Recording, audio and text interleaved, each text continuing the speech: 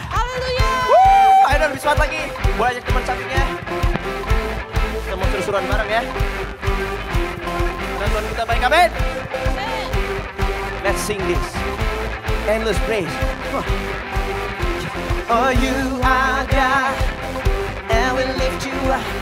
Keep singing, keep praising, we won't stop. Giving all we got, 'cause you're worthy of glory. Oh, there is no other, you are forever. Lord of the Lord, there's nobody like you, no one beside you. To you, let endless praise reside. Every night and day, and with no delay, let endless praise reside. Everybody down! Come on!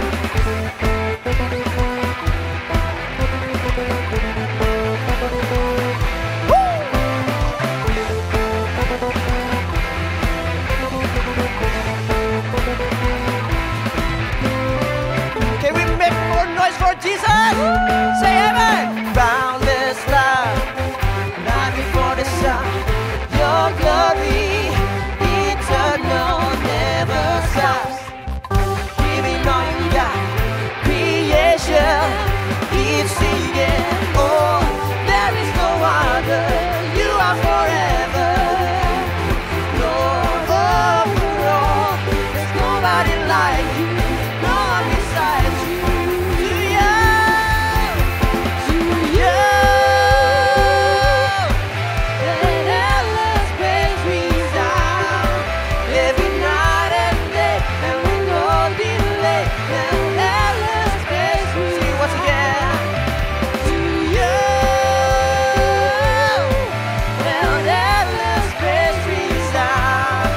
Every night and day, and with no delay. Everybody put your hands in the air.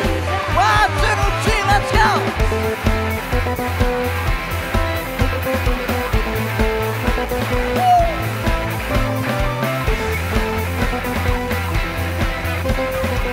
Let's sing this part together. Really be mine. Come on. We lift you up, up, up. We're giving you a love, love, love. For everything you've done, done, done. Oh, we give you all the praise. Once again. We lift you up, up, up. We're giving you a love, love, love. For everything you've done, done, done. Oh, we give you all the praise. Come on.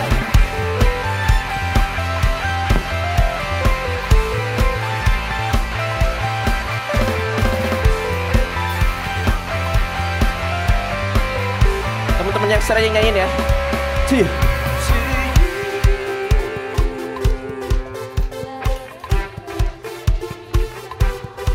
Every night and day, we'll sing to you. Woo!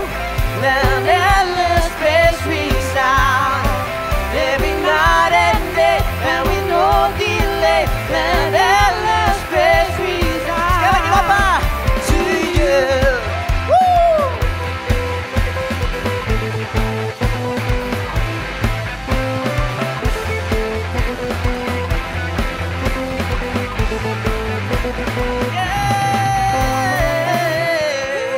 Tepuk tangan untuk Tuhan kita sekali lagi. Sedang suasana memuji dan menyembah Tuhan. Jangan duduk dulu teman-teman. Haleluya.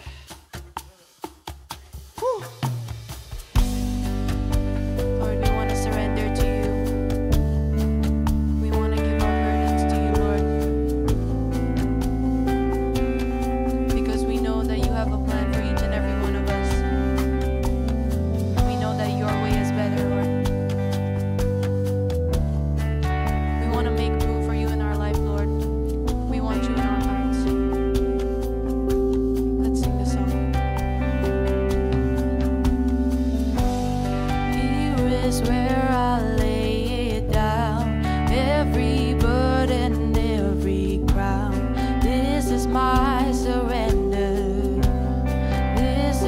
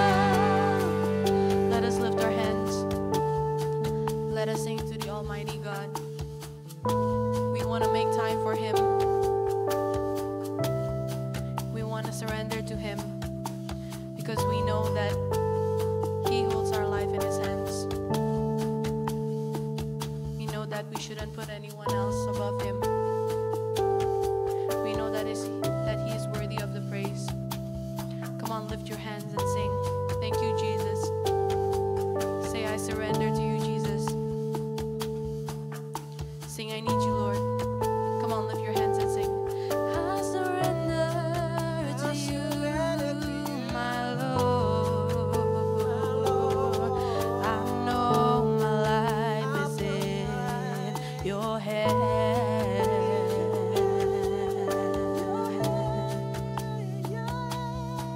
I know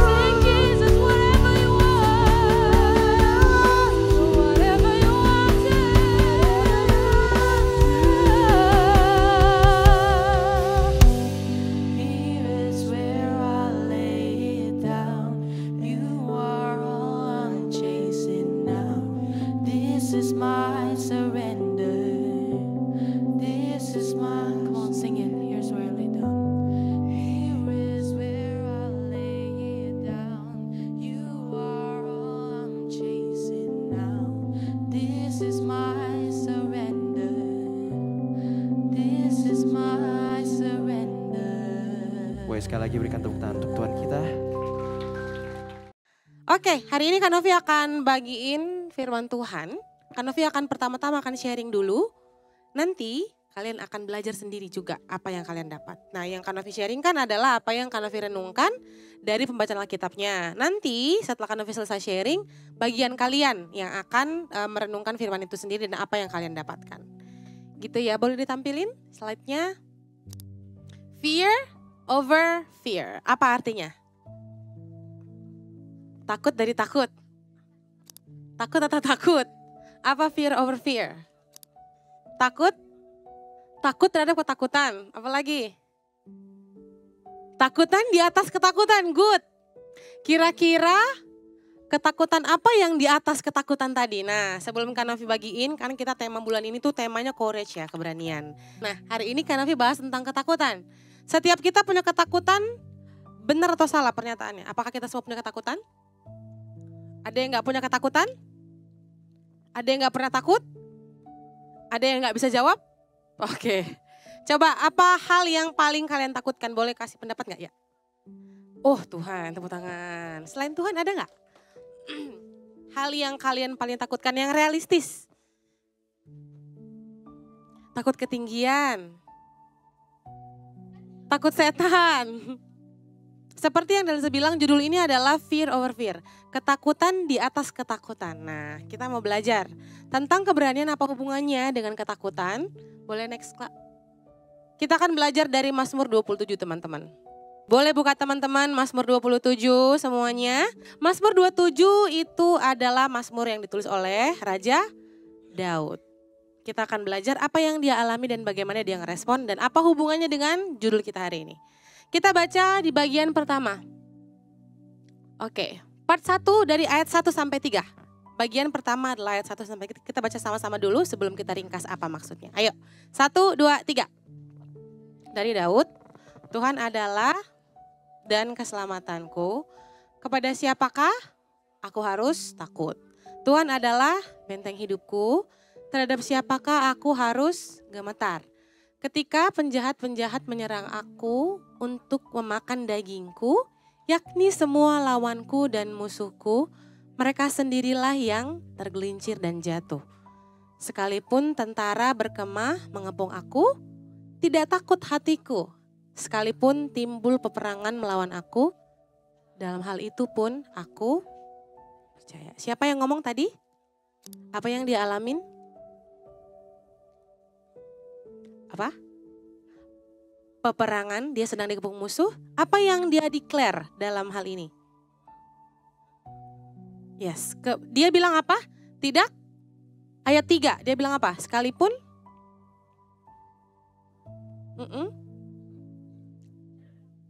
tidak takut hatiku. Tidak takut artinya? Tidak takut artinya? Berani. Nah, keberanian Daud ini berasal dari mana? Berdasar dari apa? Tuhan dianggap sebagai benteng, keselamatan, terang. Oke. 3 ayat pertama atau bagian dari Mazmur 27 ini, si Daud mendeklar bahwa Tuhan adalah terangku, Tuhan adalah keselamatanku, dan Tuhan adalah bentengku. Oke, kenapa dia mendeklarasi Tuhan sebagai terang? Karena saat ini dia sedang di dalam kepungan musuh. Di dalam ketakutannya di kepungan musuh, dia melihat dan mendeklar bahwa Tuhanlah terangnya, Tuhanlah kekuatan bentengnya, dan Tuhan adalah keselamatan buat dia.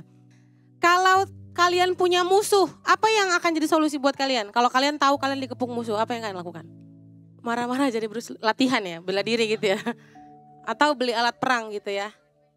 Oke, tapi yang menarik dari si Daud, dia tidak ambil alat, walaupun dia dikepung sama musuh, dia nggak ambil alat perangnya. Tapi dia cuma declare apa yang pertama? Hal pertama yang dilakukan adalah dia ngomong, aku lagi ketakutan nih, aku ketakutan mainanku dibuang. Tapi dia bilang, oke ya udahlah, entar dulu mainannya, entar dulu ketinggiannya, entar dulu hantu-hantunya. Dia ngomong ke dirinya sendiri bahwa Tuhan adalah terangku, keselamatan, dan benteng hidup. Dari sini kita bisa belajar bahwa Daud meletakkan Tuhan sebagai dasar keberaniannya. Jadi Daud itu berani bukan karena dia kuat, tapi karena dia tahu bahwa dia punya Tuhan yang tahu cerita Daud kan? Daud tuh pernah ngalahin siapa? Pakai ketapel ya kan? Itu menunjukkan Daud kuat apa enggak? Kuat kan? Tapi apakah kekuatannya yang jadi sumber keberanian Daud? Bukan, tapi Tuhan. Oke, itu yang pertama. Jadi langkah pertama yang Daud lakukan ketika dia di dalam ketakutan, dia mendeklarasi dalam dirinya bahwa Tuhanlah, dia mengingatkan dirinya, Tuhanlah terangku, Tuhanlah keselamatan, Tuhan bentengku. Kita lanjut ke bagian kedua, outline yang kedua itu di ayat 4 sampai 6. Kita baca sama-sama. 1, 2, 3. Satu hal yang telah kuminta,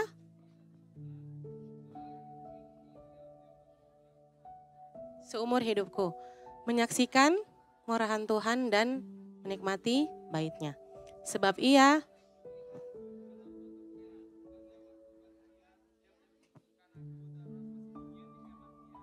Oke, siapa yang mau kasih pendapat apa ringkasannya, apa inti dari 3 ayat terakhir, kedua tadi?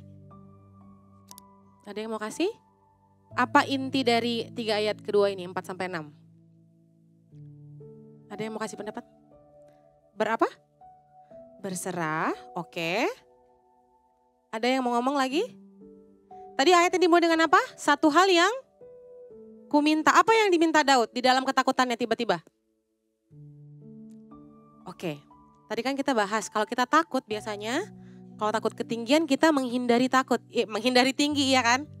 Kalau takut setan kita ajak teman, kalau takut ke toilet takut setan gitu kan, ajak teman gitu kan? Seringkali kita gitu, ngambil solusi ketika kita takut, kita melakukan solusi yang lain untuk membatalkan ketakutan itu. Takut ketinggian ya udah kabur dari ketinggian ya, jangan dekat-dekat sama ketinggian.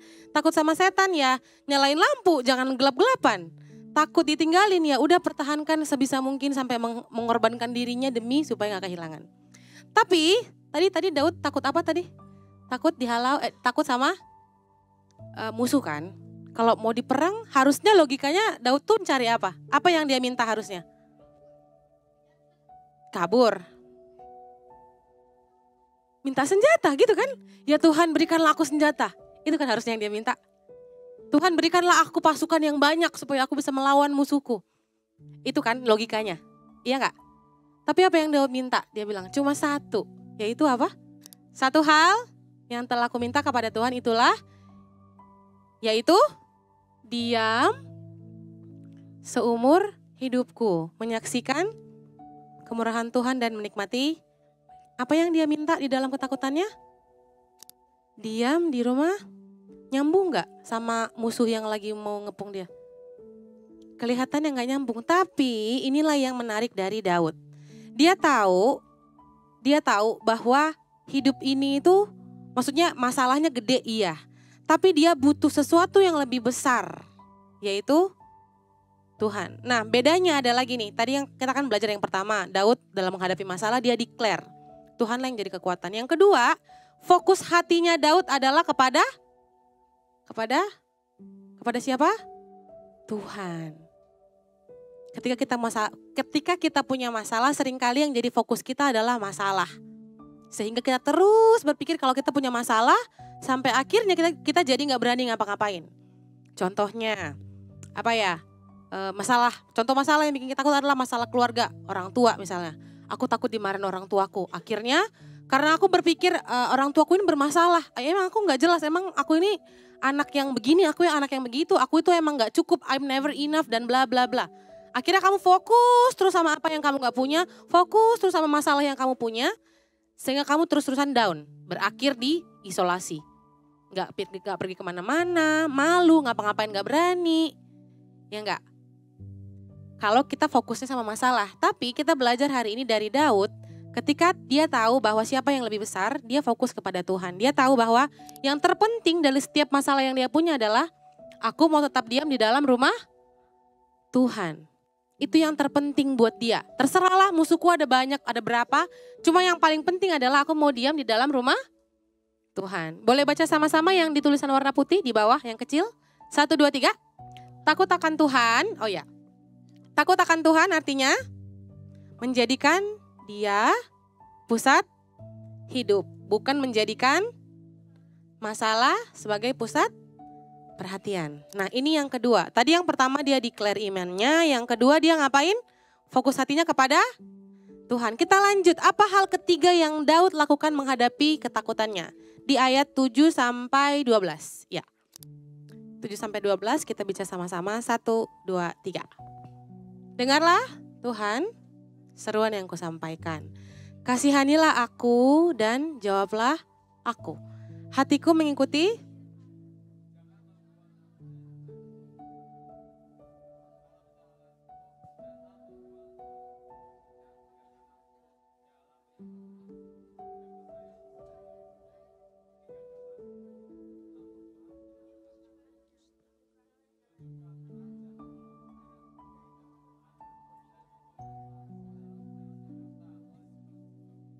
Janganlah menyerahkan aku kepada nafsu lawanku, sebab telah bangkit menyerang aku saksi-saksi dusta dan orang yang bernafaskan.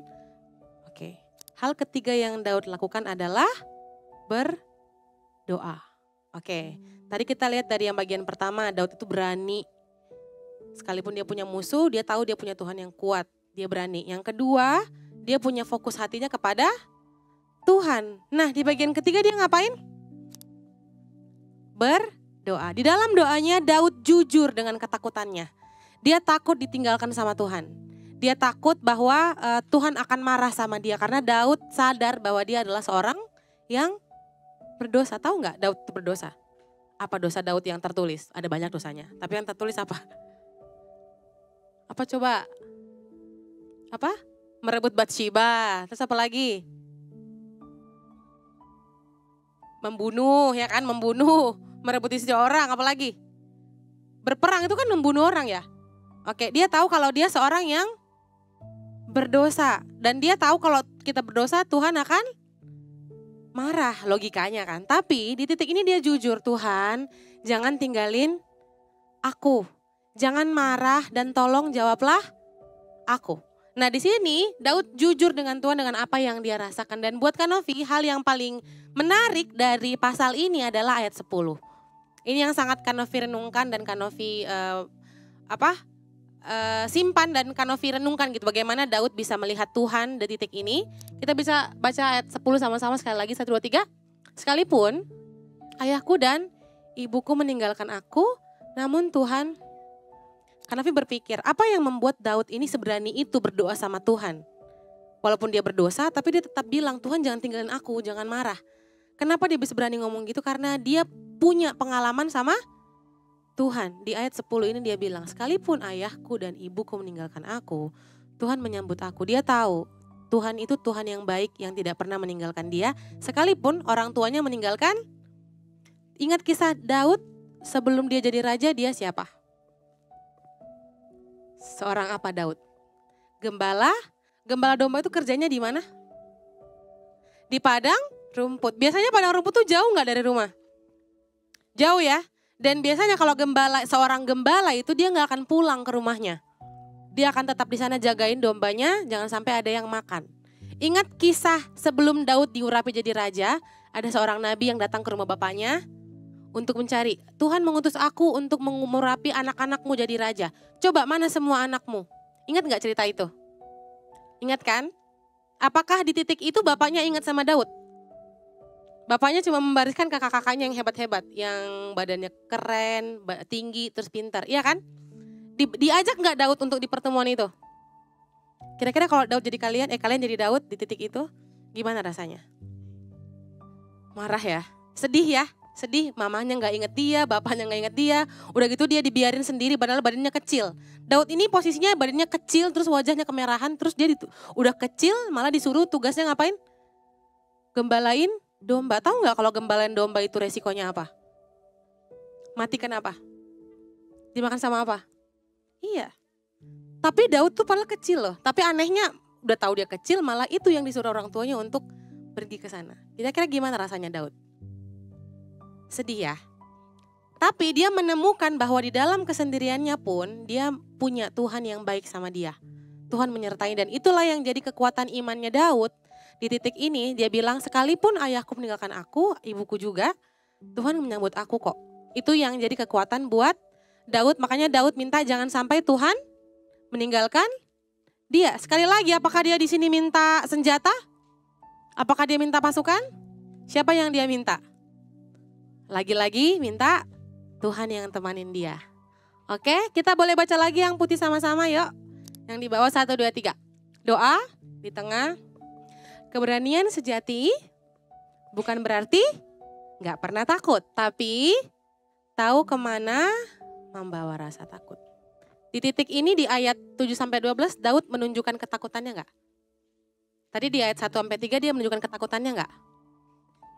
Tadi di ayat 3 dia bilang, aku tidak takut karena dia punya Tuhan. Tapi di ayat ini dia jujur kalau dia bilang dia takut. Dia takut ditinggalin sama Tuhan. Tapi dia tahu walaupun dia takut dia bawa ketakutannya kepada Tuhan yang baik. Nah, bagian terakhir yang keempat, outline yang keempat ayat 13-14 kita baca sama-sama. 1, 2, 3. Sesungguhnya aku percaya akan melihat kebaikan Tuhan di negeri orang-orang hidup. Ada tanda seru ya. Terus nantikanlah Tuhan. Kuatkanlah dan teguhkanlah hatimu. Ya, nantikanlah. Itu dia ngomong ke siapa? Kita. Oke, tadi dia ngomong ke dirinya sendiri.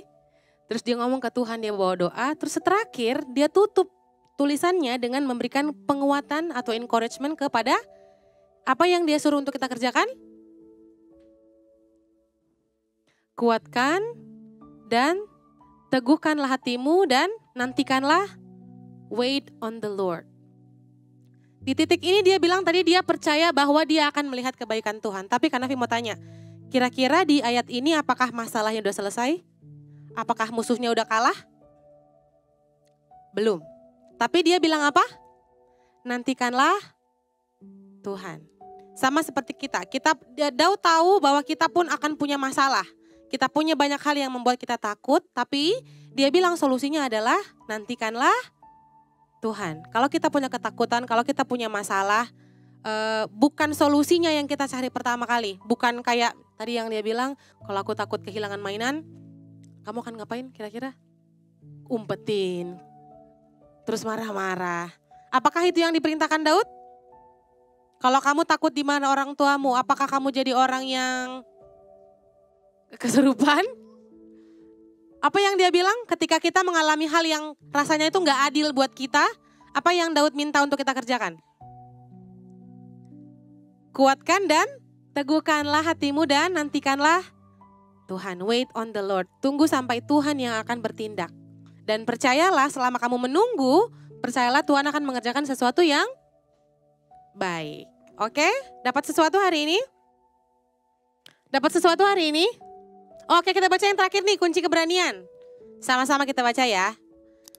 Ya, kita baca sama-sama. 1, 2, 3. Kunci keberanian menantikan. Yuk, Daud.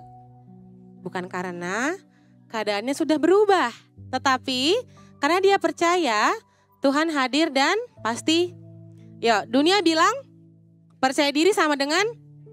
Padahal Alkitab bilang percaya Tuhan sama dengan. Coba.